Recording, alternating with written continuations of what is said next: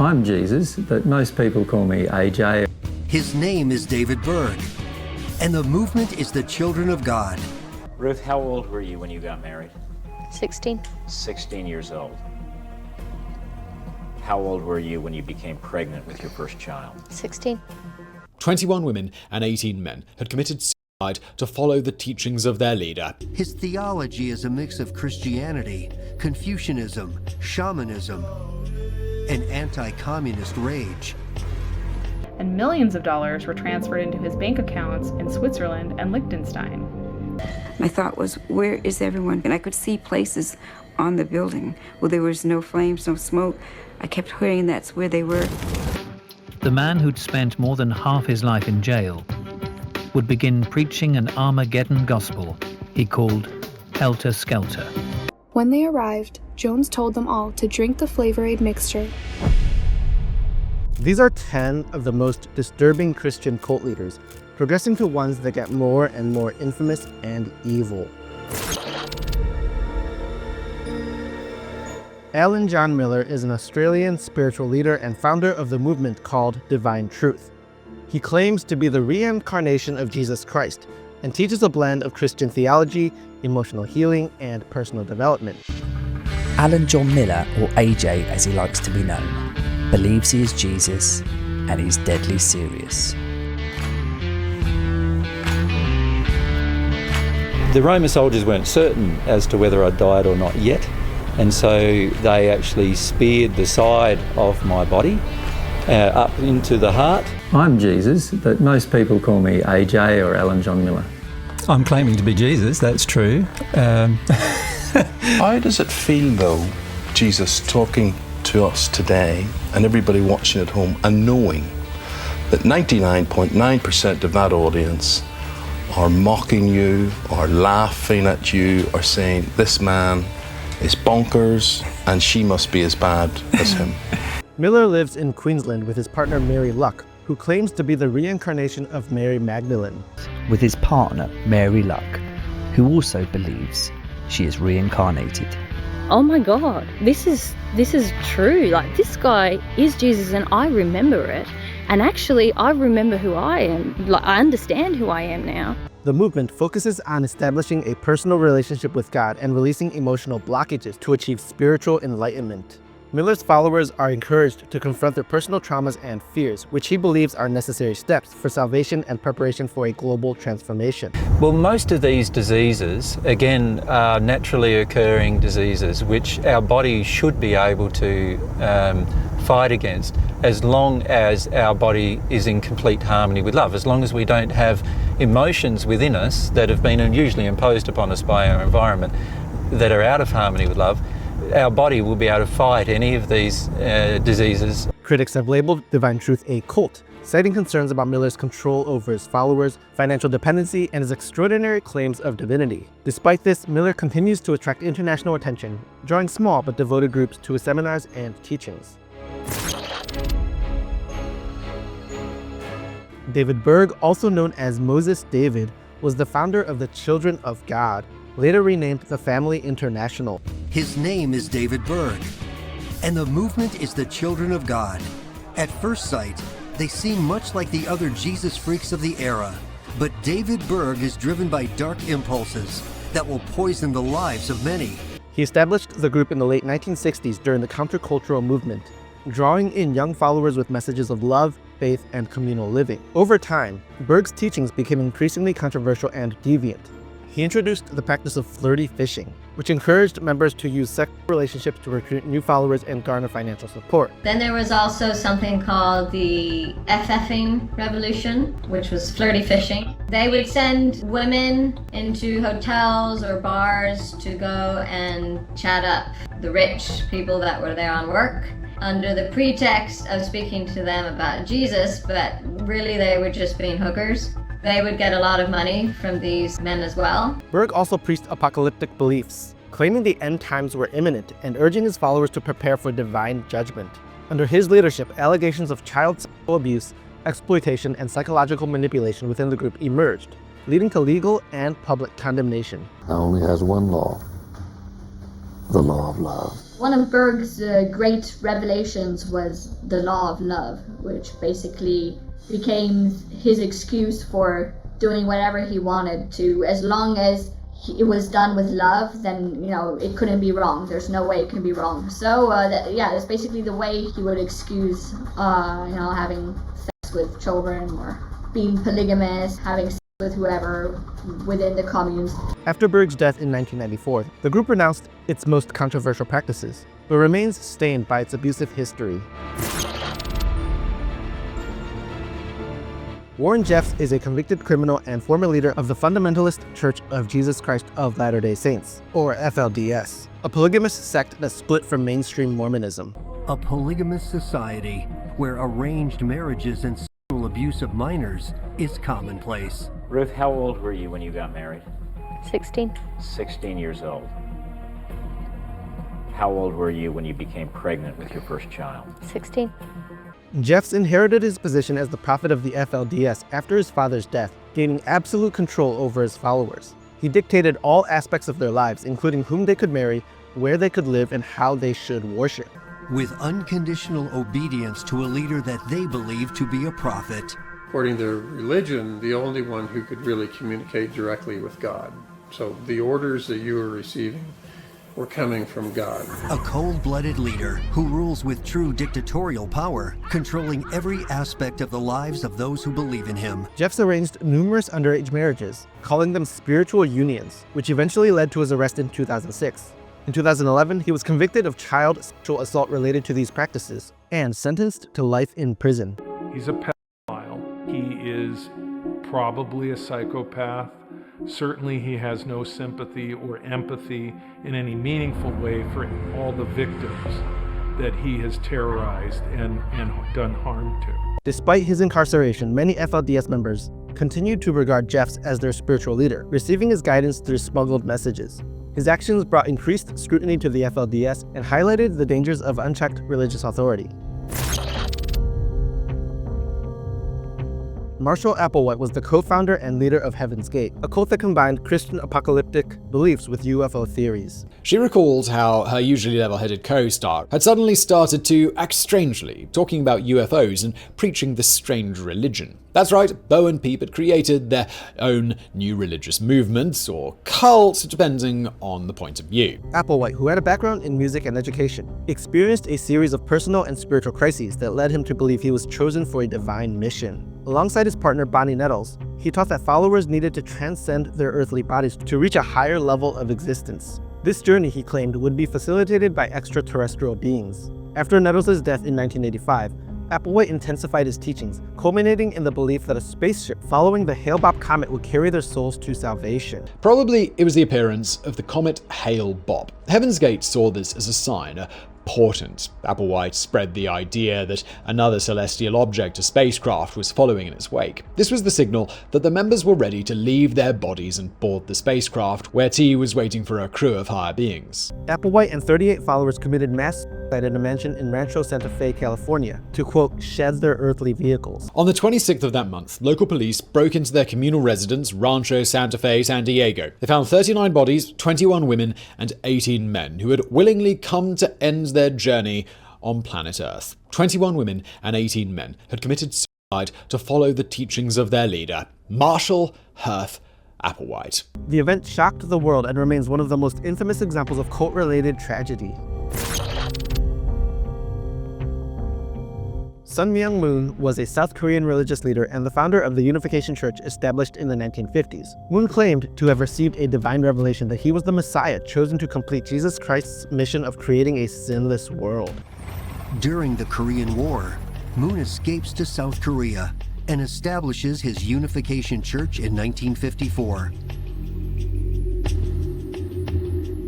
His theology is a mix of Christianity, Confucianism, shamanism, and anti-communist rage.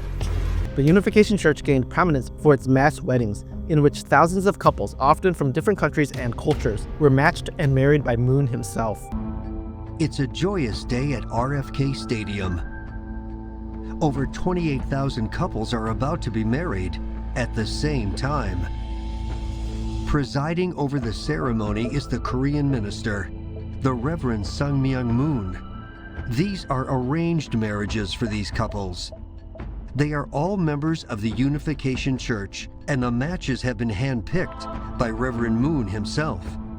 Moon also established a vast business empire, including media outlets, universities, and real estate ventures, which provided significant financial support to his movement. Critics accused Moon of exploiting his followers financially, using authoritarian methods and promoting himself as a divine figure. Followers of Myung Moon generate millions of dollars for his Unification Church. They are willing to give up their lives and loved ones for their true parents, Reverend Moon and his wife. Any doubts are overcome by the powerful mind control techniques. Despite controversies, the Unification Church attracted millions of followers worldwide and left a lasting impact on global religious and political landscapes. In 1982, in an effort to connect himself to American conservative politicians, Moon founds the Washington Times. The newspaper's ideological focus allows him to befriend Republican ex-presidents Gerald Ford, Ronald Reagan, and George H.W. Bush, all of whom later attend and speak at church events. Moon passed away in 2012, but his teachings and organization continue to influence followers. Joseph Smith was the founder of the Church of Jesus Christ of Latter-day Saints, commonly known as Mormonism. So Joseph Smith is in this grove, and he's praying. And after a run-in with the devil, he sees a pillar of light, brighter than the sun, directly over his head. And within that light, he sees two people whose brightness defy all description. And he finds out that it's God the Father and his Son, Jesus Christ. And Jesus goes on to tell him that none of the churches that he's been investigating are true, and that instead, Joseph is being called to do the work of God, to restore the real true church that had been lost from the earth.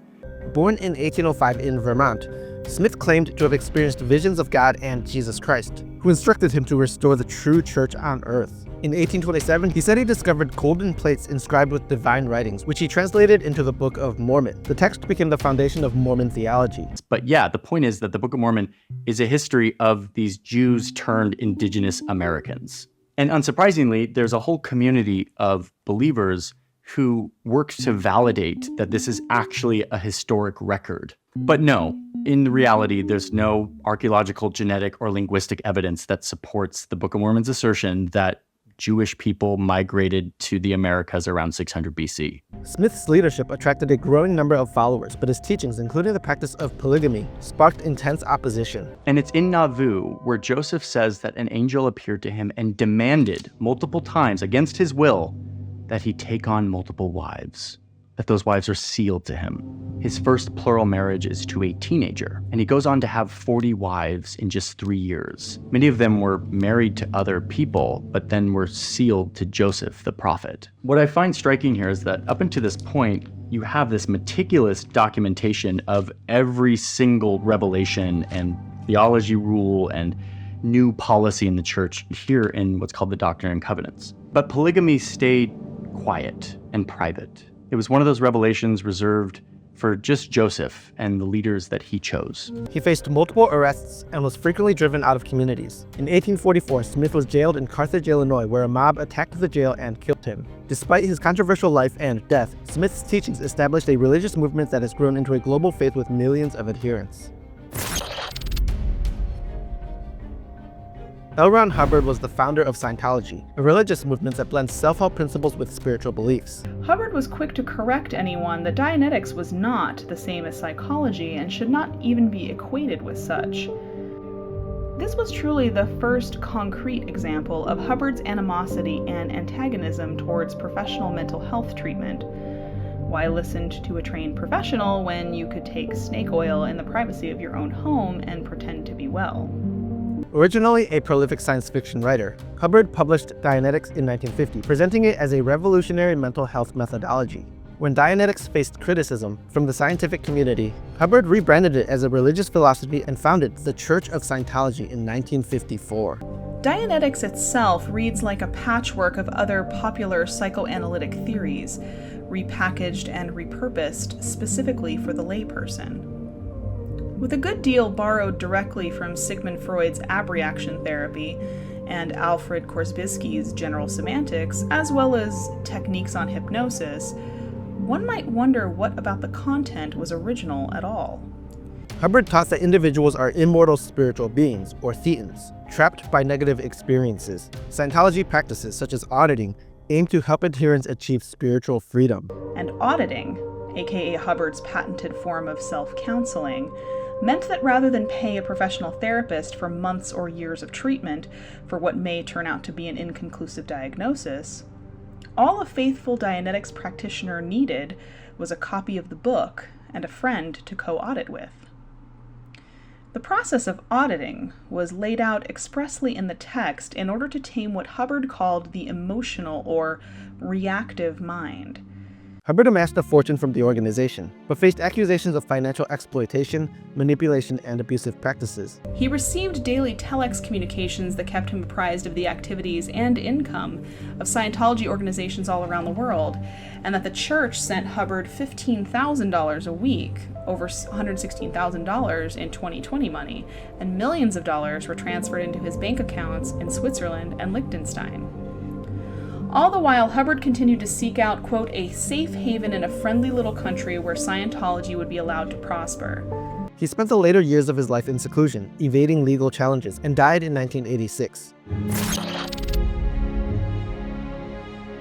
David Koresh, born Vernon Wayne Howell, was the leader of the Branch Davidians, a sect that split from the Seventh-day Adventist Church. Now, the so-called Army of Babylon prepares to break the stalemate and, according to Koresh, is about to set off an apocalyptic prophecy. A prophecy that David Koresh has been preaching for the last 8 years as the leader of the Branch Davidian cult. The Davidians' whole belief system centers on the literal interpretation of the Book of Revelation, and no one could interpret the Word of God quite like Koresh. Koresh claimed to be the final prophet and focused his teachings on the apocalyptic messages in the Bible's Book of Revelation. He moved the group to a compound near Waco, Texas, called Mount Carmel, where they prepared for an impending confrontation with government forces, which Koresh believed was prophesied. In 1993, federal agents attempted to execute a search warrant on the compound, leading to a 51-day standoff. I remember hearing a sound of breaking glass and the popping sounds all over, like around the building, and you'd hear the gas spray somewhere. But gas masks are not made for children. They will be the most vulnerable during the attack. We banked on the fact that the parents, through a natural parental instinct, once that tear gas started to be inserted into that location, would move heaven and earth to get their kids out of there. I would, but we were wrong. The siege ended in a catastrophic fire, which killed Koresh and 76 of his followers, including children. A few minutes later, I heard a call from upstairs saying the building's on fire. There is no doubt in my mind that the Branch Davidians struck the individual matches that set that compound on fire. With Mount Carmel in flames, Koresh and the Davidians either have to flee or be burned alive. My thought was, where is everyone? And I could see places on the building where there was no flames, no smoke. I kept hearing that's where they were. The event became a defining moment in discussions of religious extremism, law enforcement tactics, and the consequences of charismatic leadership. Charles Manson was the leader of the Manson family, a cult that operated in California during the late 1960s. Incarcerated again in 1960 and facing a lengthy sentence, Manson began to study new ways of thinking. There was a Scientologist. Manson picked up on this, and he did 150 hours of auditing, which is the Scientology term for counseling. He started imbuing these songs with much of the philosophies that he was picking up from Scientology and also from his observations of human nature. So Manson claimed to be a messianic figure and manipulated his followers into believing that a race war, which he called helter-skelter, was imminent. The man who'd spent more than half his life in jail would begin preaching an Armageddon gospel he called Helter Skelter. And, he made it seem like something very pretty. Helter Skelter came out of one of the Beatles songs, the words, but what it came to mean to Manson and what he was preaching, so to speak, was a race war. Drawing on a mix of Christian imagery, the Beatles' lyrics, and his own apocalyptic visions, he convinced his followers to commit a series of brutal murders to spark the conflict. In 1969, members of the Manson family murdered actress Sharon Tate and 4 others in her home, as well as Leno and Rosemary LaBianca the following night. Those eventually chosen to die were 44-year-old supermarket executive Leno LaBianca and his 38-year-old wife, Rosemary. So he said, "You wait here, I'll go into the house." He went in and tied them both up, then went back out, told them, "It's okay now, you can go in and kill them." And then he drove off. The LaBiancas were trussed up literally like a couple of hogs at slaughter, and then they were slaughtered. Manson was convicted of conspiracy to commit murder and spent the rest of his life in prison. His actions and ideology have made him an enduring symbol of cult manipulation and violence. Jim Jones was the founder of the People's Temple, a religious group that initially emphasized racial equality, social justice, and community service. But Jim Jones soon left the church after it was revealed that they refused a mixed-race congregation. Jones decided that he had bigger sights. In 1956, he bought his own church building and organized a large convention featuring revered religious figures to attract more people to what soon would be his own church, and named it Wings of Deliverance, before later renaming it to People's Temple Full Gospel Church. To allow more people to flock to his message, Jones would integrate his extremist beliefs into a form of religion, causing people to commit themselves fully to his ideals, no matter how unusual they were.